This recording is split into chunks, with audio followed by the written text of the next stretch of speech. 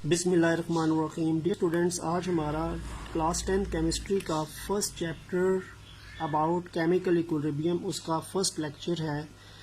तो सबसे पहले आपको चैप्टर का टाइटल पता होना चाहिए। चैप्टर का टाइटल है जी केमिकल इक्विलिब्रियम। केमिकल इक्विलिब्रियम ये जो सारा चैप्टर है बेसिकली ये बेस करता है रिएक्शन पे जिसको हम कहते हैं रिवर्सिबल रिएक्शन।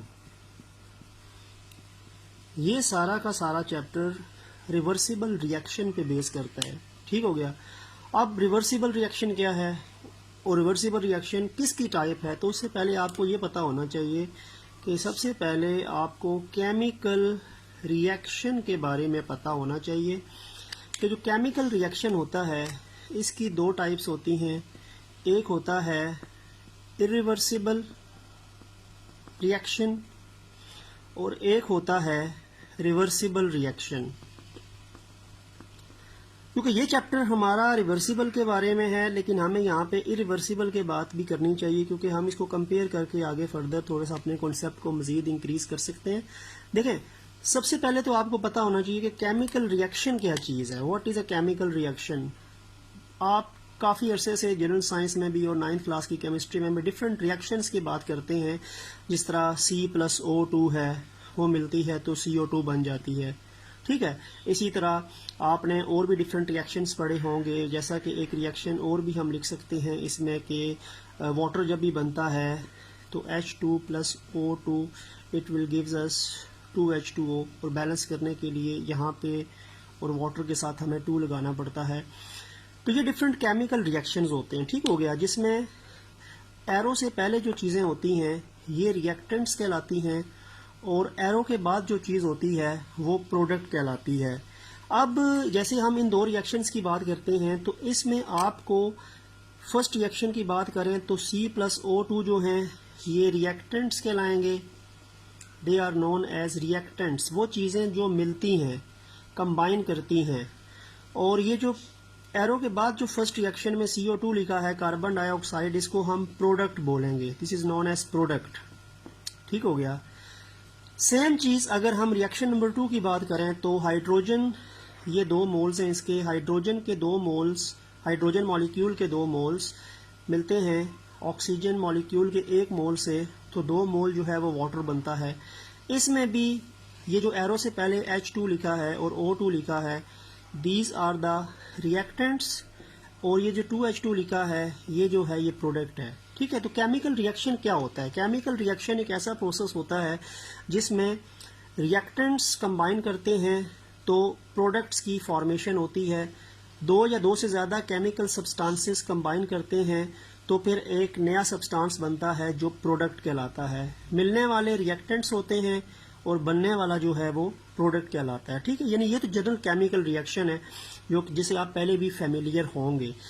लेकिन अब हम क्योंकि केमिकल रिएक्शन की टाइप्स की बात करेंगे, एक होता है रिवर्सिबल रिएक्शन और एक होता है इरिवर्सिबल रिएक्शन। तो अब हम अगर रिवर्सिबल और इरिवर्सिबल को बात करें तो हमें फिर थोड़ा सा कॉन्सेप्ट क्लियर होगा। अब जैसे मैं ये रिएक्शन लिखता हूँ, एक रिएक्शन में लेट्स सपोज के वही रिएक्शन मैं लिख लेता हूँ C+O2 गिव्स अस CO2। अब इस रिएक्शन को मैं कहूँगा कि ये रिएक्शन इरिवर्सिबल रिएक्शन है। This reaction is irreversible reaction. Reason क्या है इरिवर्सिबल होने की। इरिवर्सिबल होने की पहली पहचान तो ये है कि आपको एक सिंगल एरो नजर आएगा। दिस इज सिंगल एरो और एरो की एक ही डायरेक्शन है, रिएक्टेंट से प्रोडक्ट की तरफ ये डायरेक्शन जा रही है। यानी ये बैकवर्ड मूवमेंट नहीं हो रही, इसमें सिर्फ और सिर्फ रिएक्शन प्रोसीड करता है लेफ्ट से राइट की तरफ। यानी C+O2 carbon plus oxygen molecule मिलेगा तो कार्बन डाइऑक्साइड गैस बनेगी। इन दोनों के मिलने से कार्बन डाइऑक्साइड गैस बनेगी। कार्बन डाइऑक्साइड गैस जब बन जाएगी तो रिएक्शन स्टॉप हो जाएगा। ठीक है। क्योंकि एरो के बाद एरो वापस तो पीछे नहीं जा रहा कि ये CO2 दोबारा भी इसमें रिकन्वर्ट हो सके, बिकॉज ये एरो सिंगल एरो का मतलब है कि रिएक्शन एक डायरेक्शन में प्रोसीड करता है। तो ऐसे रिएक्शंस जिसमें रिएक्टेंट्स मिलके प्रोडक्ट्स बनाते हैं और एक ही डायरेक्शन में वो रिएक्शंस मूव करते हैं लेफ्ट से राइट। ठीक हो गया। रिएक्टेंट से प्रोडक्ट की तरफ मूव करते हैं वो, और उसमें कोई भी फर्दर आप कह सकते हैं कि प्रोडक्ट साइड से दोबारा रिएक्टेंट्स की तरफ आने के चांसेस नहीं होते, तो ऐसे रिएक्शन को हम इरिवर्सिबल रिएक्शन बोलते हैं। इनकी एक ही डायरेक्शन होती है, इसको मैं फॉरवर्ड डायरेक्शन कहता हूँ।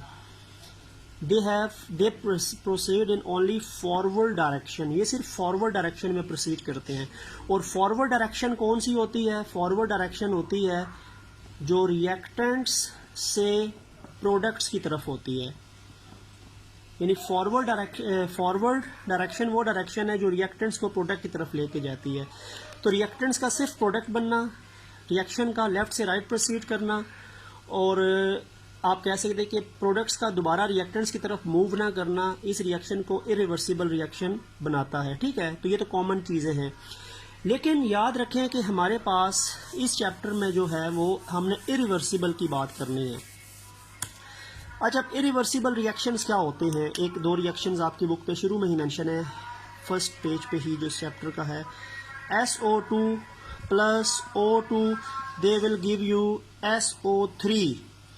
बैलेंस करने के लिए यहाँ पे 2 और यहाँ पे 2 लिखा हुआ है। ठीक है, अब बात यह है कि इसमें जो रिएक्टेंट्स बना के प्रोडक्ट्स बनता है, रिएक्टेंट्स आपके पास SO2 है, sulphur dioxide plus oxygen O2, ये मिला तो SO3 बना, सल्फर डाइऑक्साइड और ऑक्सीजन मिला तो सल्फर ट्राइऑक्साइड बना। ठीक है, लेकिन इसमें और पहले रिएक्शन जो मैंने अभी आपको बताया उसमें फ़र्क ये डबल एरो का था।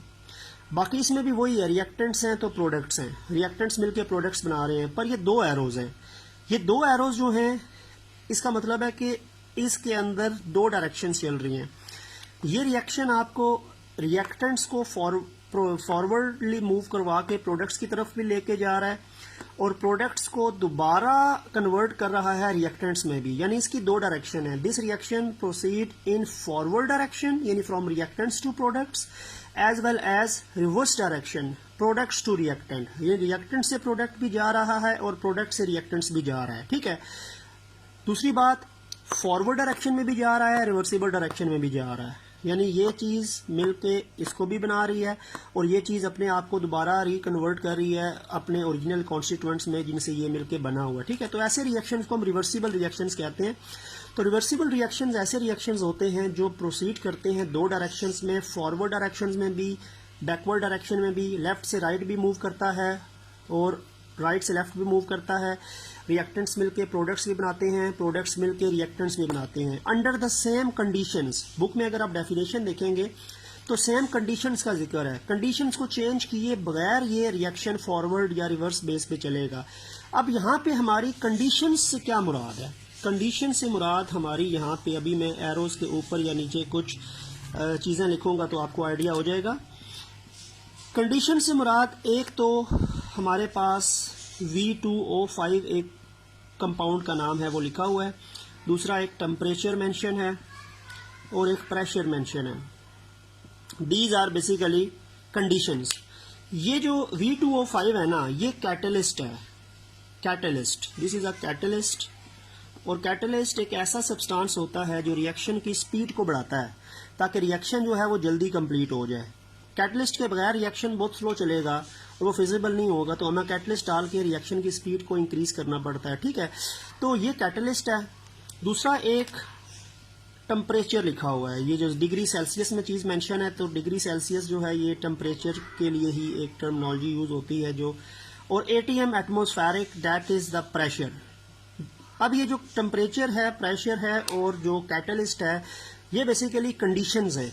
इन्हीं कंडीशंस पे रिएक्शन फॉरवर्ड भी जाएगा और इन्हीं कंडीशंस पे रिएक्टेंट रिवर्स भी आएगा, यानी रिएक्शन रिवर्स भी आएगा। रिएक्टेंट्स प्रोडक्ट्स भी इन्हीं कंडीशन पे बनेंगे, प्रोडक्ट रिएक्टेंट्स भी इन्हीं कंडीशन पे बनेंगे। तो कंडीशन को छेड़े बगैर रिएक्शन का दोनों डायरेक्शन में मूव करना इस रिएक्शन को रिवर्सिबल रिएक्शन की तरफ लेके जाएगा या इस रिएक्शन को रिवर्सिबल रिएक्शन बनाएगा। ठीक है, अच्छा, इसके बाद एक और रिएक्शन है जो आपकी बुक पे मेंशन है और उसमें आपने करेक्शन भी करनी है। आपकी बुक का पेज नंबर 7 जो है उसमें एक रिएक्शन लिखा हुआ है N2 प्लस 3H2, रिवर्सिबल का साइन, यानी ये भी रिवर्सिबल रिएक्शन है। 2 एरोज हैं, प्लस 2O2 लिखा है बुक में, ये 2O2 नहीं है, 2NO2 लिखा है, तो 2NO2 नहीं है बल्कि ये 2NH3 है। यानी बुक पे आपने करेक्शन करनी है। ये H3 की जगह पे बुक में O2 लिखा है, तो O2 को काट दें और N के साथ H3 आपने बनाना है, क्योंकि रिएक्शन हाइड्रोजन के साथ नाइट्रोजन का रिएक्शन हो रहा है, तो ऑक्सीजन तो है ही नहीं, तो फिर बन कैसे सकती है। अब ये भी रिवर्सिबल रिएक्शन है, नाइट्रोजन गैस और हाइड्रोजन गैस मिलती है तो अमोनिया गैस बनती है। NH3 अमोनिया गैस है, बहुत इंपॉर्टेंट गैस है, और ये अमोनिया फिर आगे जाके यूरिया फर्टिलाइजर की फॉर्मेशन में भी यूज होती है। यूरिया बनाने में भी ये एक रॉ मटेरियल के तौर पे अमोनिया गैस होती है, और यूरिया एक इंपॉर्टेंट फर्टिलाइजर है। अच्छा, 1 मोल नाइट्रोजन गैस के और 3 मोल्स हाइड्रोजन गैस के मिलते हैं under the conditions. In conditions में आयरन Fe आयरन एक कैटलिस्ट हो जाएगा, ठीक है। साथ साथ 400 डिग्री सेल्सियस टेम्परेचर चाहिए और 200 atm इसको प्रेशर चाहिए, ठीक है। यानी इस कंडीशंस पे iron as a catalyst, 400 degree Celsius temperature और 200 डिग्री प्रेशर पे नाइट्रोजन और नाइट्रोजन का 1 मोल और हाइड्रोजन के 3 मोल्स मिलेंगे तो 2 मोल्स अमोनिया गैस बनेगी। और सेम कंडीशंस पे ये अमोनिया अपने आप को दोबारा रिकन्वर्ट करके नाइट्रोजन और हाइड्रोजन में फर्दर ब्रेक डाउन भी करेगी, ठीक है। तो ये भी रिवर्सिबल रिएक्शन है, बिकॉज 2 एरोज हैं। रिएक्शन लेफ्ट से राइट भी जाएगा, राइट से लेफ्ट भी जाएगा, फॉरवर्ड डायरेक्शन में भी जा रहा है। फॉरवर्ड डायरेक्शन क्या होती है, रिएक्टेंट से प्रोडक्ट की तरफ, और रिवर्स डायरेक्शन क्या होती है, प्रोडक्ट से रिएक्टेंट्स की तरफ, ठीक हो गया। और थर्ड के इसमें आपके पास लेफ्ट से राइट है, राइट से लेफ्ट है, रिएक्टेंट से प्रोडक्ट है, प्रोडक्ट से रिएक्टेंट है, और फॉरवर्ड डायरेक्शन भी है और रिवर्स डायरेक्शन भी है। तो ये इसको रिवर्सिबल रिएक्शन बनाएगी, इस रिएक्शन को भी रिवर्सिबल रिएक्शन जो है वो बनाएगी। अच्छा, एक बड़ी कॉमन आपको एग्जांपल दे सकता हूं कि पेज नंबर 8 में जो बिल्कुल साइड बॉक्स अगर आप देखो तो ऊपर उसमें मेंशन है कि जो कार्बोनेटेड ड्रिंक्स होती हैं, सोडा वाटर ड्रिंक्स जो होती हैं, इनके अंदर बेसिकली क्या होता है कि इनमें भी एक रिवर्सिबल रिएक्शन का सिस्टम होता है। उसमें क्या होता है कि जितनी भी कार्बोनेटेड ड्रिंक्स होती हैं, 7 अप, पेप्सी हो गया, ड्यू हो गया, इनके अंदर अगर आप इसको ओपन करते हैं ना तो इसमें से गैस बाहर आती है, वो गैस कार्बन डाइऑक्साइड गैस होती है, ठीक हो गया। वो गैस काफी प्रेशर से उस लिक्विड के अंदर, वाटर के अंदर जो है वो डाली जाती है सम फ्लेवर्स के साथ, लेकिन जैसे ही उस आपका प्रेशर आप उसको हटाएंगे वो गैस वहां से रिलीज होगी, और अगर आप दोबारा लिड बंद करेंगे तो वो गैस जो होगी वो दोबारा अपने आप को उस लिक्विड के अंदर पेनिट्रेट करके एब्जॉर्ब करेगी। तो बेसिकली क्या होता है कि वो जो कार्बन डाइऑक्साइड उस बोतल में या उस कोल्ड ड्रिंक में मौजूद है वो पहले एक्वस स्टेट में होती है, ठीक है, और जब आप प्रेशर रिलीज करते हैं तो वो दोबारा गैसियस स्टेट में बनती है। दोबारा प्रेशर अप्लाई करें तो गैस दोबारा वाटर में इन इस लिक्विड में अपने आप को डिसॉल्व कर लेती है। तो कार्बोनेटेड ड्रिंक्स के अंदर भी जो कार्बन डाइऑक्साइड गैस होती है उसका उस लिक्विड के अंदर जाना और उसमें से बाहर निकलना, ये प्रोसेस जो होता है वो प्रेशर पे डिपेंडेंट होता है। तो प्रेशर की वजह से वो CO2 गैस उसमें एब्जॉर्ब है, प्रेशर रिलीज करें तो वो निकल आती है, दोबारा प्रेशर डालें तो वो दोबारा उसमें एब्जॉर्ब हो जाएगी। तो that is also a kind of reversible reaction, वो भी रिवर्सिबल रिएक्शन की एग्जांपल में आप उसको लिख सकते हैं। और फिर अब हम आते हैं जो हमारा मेन टॉपिक केमिकल इक्विलिब्रियम का है, तो उसमें अब डायनेमिक इक्विलिब्रियम की बात होगी और एक इक्विलिब्रियम कंसंट्रेशन क्या होती हैं और केमिकल इक्विलिब्रियम स्टेट की डेफिनेशन क्या होती है, ठीक है। एक रिएक्शन वही लिखते हैं जो अभी हमने पहले भी डिस्कस किया, 2SO2 plus O2 gives us 2SO3। इस रिएक्शन में क्या है, ये रिएक्टेंट्स हैं और ये प्रोडक्ट है, ठीक है। अब मैं इसको एक ग्राफ से बता रहा हूँ आपको कि एक ग्राफ अगर हम बनाएं और उस ग्राफ में एक्स एक्सिस में हम लिखते हैं टाइम, ठीक हो गया, और वाई एक्सिस पे हम लिखते हैं जी कंसंट्रेशन। वाई एक्सिस पे हमने कंसंट्रेशन डाल दी, एक्स एक्सिस पे हमने टाइम डाल दिया, टाइम ऐसे इंक्रीज हो रहा है, कंसंट्रेशन ऐसे इंक्रीज हो रही है। इसमें हमें इस रिएक्शन को अगर मैं देखूं तो इस रिएक्शन में ये रिएक्टेंट्स हैं। रिएक्टेंट्स देखें, जब रिएक्शन स्टार्ट होता है तो उस टाइम रिएक्टेंट्स काफ़ी ज़्यादा मिकदार में होते हैं और प्रोडक्ट उस टाइम बिल्कुल ज़ीरो होता है, इसीलिए मैंने प्रोडक्ट को बिल्कुल कंसंट्रेशन के लिहाज से नीचे लिखा है और रिएक्टेंट्स को मैंने कंसंट्रेशन के लिहाज से ऊपर लिखा है, ठीक है। रिएक्शन स्टार्ट हुआ, रिएक्टेंट्स मिकदार में ज़्यादा हैं, प्रोडक्ट्स मिकदार में कम हैं।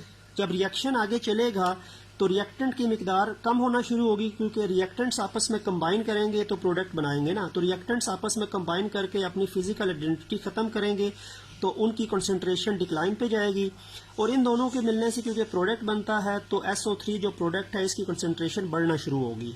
यानी रिएक्शन चलने के बाद कंसंट्रेशन ऑफ रिएक्टेंट्स डिक्लाइन पे जाती है, कंसंट्रेशन ऑफ प्रोडक्ट बढ़ती है, ठीक है। फिर एक टाइम ऐसा आता है कि इन दोनों की कंसंट्रेशन, यानी ये दो रिएक्टेंट्स हैं की कंसंट्रेशन में मजीद डिक्लाइन नहीं आएगा, एक जगह पे जाके रुक जाएगी और प्रोडक्ट भी बनते बनते एक ख़ास जगह पे जाके अपने आप को रोक देगा। अब आपके पास ये सिचुएशन आती है। अब ये जो आपके पास सिचुएशन आती है ये बेसिकली एक इस टाइम इन तीनों की जो कंसंट्रेशन है, दो रिएक्टेंट्स की और एक प्रोडक्ट की जो कंसंट्रेशन है, इनको मैं इक्विलिब्रियम कंसंट्रेशन कहूँगा। इसको मैं इक्विलिब्रियम कंसंट्रेशन कहूँगा क्योंकि इस टाइम आप देखो तो ना रिएक्टेंट्स में चेंजेस आ रही हैं ना प्रोडक्ट्स में फर्दर चेंज आ रहा है, ठीक है। क्योंकि ये रिएक्शन जो है वो इन दोनों का मजीद डिक्लाइन होना और इसका मजीद इंक्रीज होने का अमल जो है वो स्टॉप हो चुका है, या उसमें कोई फर्दर चेंज नहीं आ रही। और इस टाइम जब एक चीज़ के अंदर बैलेंस आ जाता है इसके फर्दर डिक्लाइन में और इसके फर्दर इंक्रीज में, तो ये इक्विलिब्रियम कंसंट्रेशन है इन तीनों की। ये SO3 की इक्विलिब्रियम कंसंट्रेशन है, ये O2 की इक्विलिब्रियम कंसंट्रेशन है, ये SO2 की इक्विलिब्रियम कंसंट्रेशन है। इस कंसंट्रेशन पे जो स्टेज आती है उस स्टेज को मैं कहता हूँ कि ये केमिकल इक्विलिब्रियम स्टेज आ गई है। ये एक स्टेज अटेन हुई है, केमिकल इक्विलिब्रियम स्टेज। अच्छा, केमिकल इक्विलिब्रियम स्टेज क्या है? केमिकल इक्विलिब्रियम स्टेज ऐसी स्टेट होती है कि जब रेट ऑफ फॉरवर्ड रिएक्शन बराबर हो जाता है रेट ऑफ रिवर्स रिएक्शन की। जब आपके पास जिस स्पीड के साथ ये दोनों मिलकर SO3 बना रहे हैं उसी स्पीड के साथ ये दोबारा अपने आप को इन दोनों में रिकन्वर्ट कर रहा है, तो इसका मतलब है कि ये कंसंट्रेशन इनकी ना बढ़ेगी ना कम होगी। उस टाइम इनकी जो मिकदार फिक्स हो चुकी है वो उतनी ही रहेगी। जब तक कोई एक्सटर्नली आप कोई छेड़ेंगे नहीं तो तब तक अंदर से अंदर उसकी मिकदार उतना ही रहना है। वो एक इक्विलिब्रियम कंसंट्रेशन पे आ चुकी है, ठीक है। और इस स्टेज को मैं केमिकल इक्विलिब्रियम स्टेज कहूँगा। और ये केमिकल इक्विलिब्रियम स्टेज पे बेसिकली क्या होगा, जो रेट ऑफ फॉरवर्ड रिएक्शन है वो बेसिकली बराबर हो चुका है रेट ऑफ रिवर्स रिएक्शन के। रेट ऑफ फॉरवर्ड रिएक्शन बराबर हो गया रेट ऑफ रिवर्स रिएक्शन के। इसी टाइम इसकी कंसंट्रेशन जो है वो इक्विलिब्रियम पे आ गई है। इस टाइम जितनी मिकदार इनकी हो चुकी है वो फर्दर इंटरचेंजेबल नहीं है, बिकॉज इक्विलिब्रियम अटैन हो गया है। और इक्विलिब्रियम इसीलिए अटैन हुआ है क्योंकि ये रिवर्सिबल रिएक्शन है। शुरू में रिएक्शन में रिएक्टेंट्स की मिकदार कम हो रही थी, प्रोडक्ट की बढ़ रही थी। फिर एक टाइम ऐसा आया कि रिएक्टेंट्स मजीद डिक्लाइन पे नहीं जा रहे अपनी कंसंट्रेशन के रिस्पेक्टिव से, और प्रोडक्ट मजीद इंक्रीज नहीं हो रहा। और इस टाइम ये आपके पास जो है वो एक इक्विलिब्रियम कंसंट्रेशन है इनकी, और इस स्टेट को मैं रिवर्सिबल यानी केमिकल इक्विलिब्रियम स्टेज कहूँगा। और केमिकल इक्विलिब्रियम स्टेज में रेट ऑफ फॉरवर्ड रिएक्शन बराबर हो जाता है रेट ऑफ रिवर्स रिएक्शन के, ठीक है। इसीलिए इनकी कंसंट्रेशन जो हो चुकी है रिवर्स इक्विलिब्रियम पे उसमें फर्दर चेंज नहीं आ रहा, ठीक है। अच्छा, फिर इसमें एक चीज़ है कि जो केमिकल इक्विलिब्रियम है ना, chemical equilibrium basically dynamic equilibrium होता है। Chemical equilibrium is dynamic equilibrium, ये डायनामिक इक्विलिब्रियम है। अच्छा, डायनामिक इक्विलिब्रियम इसको क्यों बोलते हैं? इसलिए बोलते हैं क्योंकि रिएक्शन स्टॉप तो नहीं हुआ ना, रिएक्शन तो चल रहा है। मैंने आपको बताया कि रिएक्शन डजंट स्टॉप, रिएक्शन चल रहा है। सिर्फ हुआ क्या है कि रिएक्शन फॉरवर्ड का रेट और रिएक्शन रिवर्स का रेट आपस में क्या हो गया, इक्वल हो गया। तो ऐसे रिएक्शन को इसीलिए हम डायनामिक कहते हैं। अगर रिएक्शन स्टॉप हो जाए ना तो वो कहलाता है स्टैटिक इक्विलिब्रियम। रिएक्शन का स्टॉप होना स्टैटिक इक्विलिब्रियम कहलाता है। अब यहाँ पे रिएक्शन स्टॉप तो हुआ नहीं है, इसीलिए स्टैटिक इक्विलिब्रियम तो नहीं हो रहा, डायनेमिक इक्विलिब्रियम हो रहा है। तो chemical equilibrium is basically a type of dynamic equilibrium, it is not a type of static equilibrium. क्योंकि स्टैटिक इक्विलिब्रियम होता तो रिएक्शन स्टॉप हो जाए, तो रिएक्शन स्टॉप जो होता है रिवर्सिबल रिएक्शन तो चलता रहता है, उसमें इक्विलिब्रियम स्टेज आ जाती है।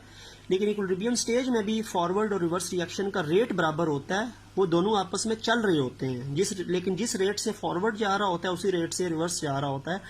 तो हम ये कह सकते हैं कि ये रिएक्शन स्टॉप नहीं हुआ, इसीलिए केमिकल इक्विलिब्रियम स्टैटिक इक्विलिब्रियम नहीं है।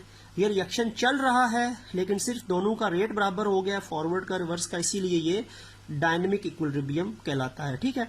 तो आपको कॉन्सेप्ट्स के हवाले से रिवर्सिबल रिएक्शन का पता होना चाहिए कि रिवर्सिबल रिएक्शन क्या है, जो दोनों डायरेक्शन में प्रोसीड करता है अंडर सेम कंडीशंस। और इस टाइम रिएक्शन के स्टार्ट होने में कंसंट्रेशन के लिहाज से रिएक्टेंट्स ज़्यादा होते हैं, प्रोडक्ट कम होते हैं। रिएक्शन जब चलता है तो रिएक्टेंट्स की कंसंट्रेशन कम होती है, प्रोडक्ट की बढ़ती है। फिर एक टाइम ऐसा आता है जिस टाइम इन तीनों की जो कंसंट्रेशन है, यानी रिएक्टेंट्स, प्रोडक्ट्स की, रिएक्टिंग सब्सटेंसेस की, ये बिल्कुल बराबरली एक ख़ास कर्व पे आके रुक जाती है, मज़ीद डिक्लाइन या अपटेक उनकी नहीं होती। ये chemical equilibrium concentration in equilibrium concentration कहलाती है। और इस टाइम रिएक्शन के अंदर फॉरवर्ड और रिवर्स रिएक्शन का रेट बराबर हो जाता है, स्टॉप नहीं होता रिएक्शन, रेट बराबर हो जाता है। और इस स्टेज को मैं केमिकल इक्विलिब्रियम स्टेज कहूँगा, और इसको मैं डायनेमिक इक्विलिब्रियम भी कहूँगा, क्योंकि केमिकल इक्विलिब्रियम डायनेमिक इक्विलिब्रियम है बिकॉज रिएक्शन का रेट रिवर्स और फॉरवर्ड का बराबर हो गया, रिएक्शन स्टॉप नहीं हुआ। ठीक है, तो ये डायनेमिक इक्विलिब्रियम की एक कॉन्सेप्ट था about the chemical equilibrium and reversible reaction. तो आज हमारा टॉपिक अबाउट केमिकल इक्विलिब्रियम था, थोड़ा सा रिवर्सिबल रिएक्शन की बात की, इरिवर्सिबल की बात भी कर ली, और साथ साथ हमने एक ग्राफ के साथ इक्विलिब्रियम कंसंट्रेशन को डिस्कस किया, और साथ इसी के रिस्पेक्टिवली केमिकल इक्विलिब्रियम स्टेज और डायनेमिक इक्विलिब्रियम को भी डिस्कस किया। इंशाल्लाह नेक्स्ट वीडियो में, नेक्स्ट लेक्चर फर्दर जो इसके आगे है उसके साथ आप ही खिदमत में हाजिर होंगे। आज का लेक्चर जो है वो हमारा इतना ही है, इंशाल्लाह आपको समझ आया होगा। तो नेक्स्ट टाइम तक अल्लाह हाफिज़।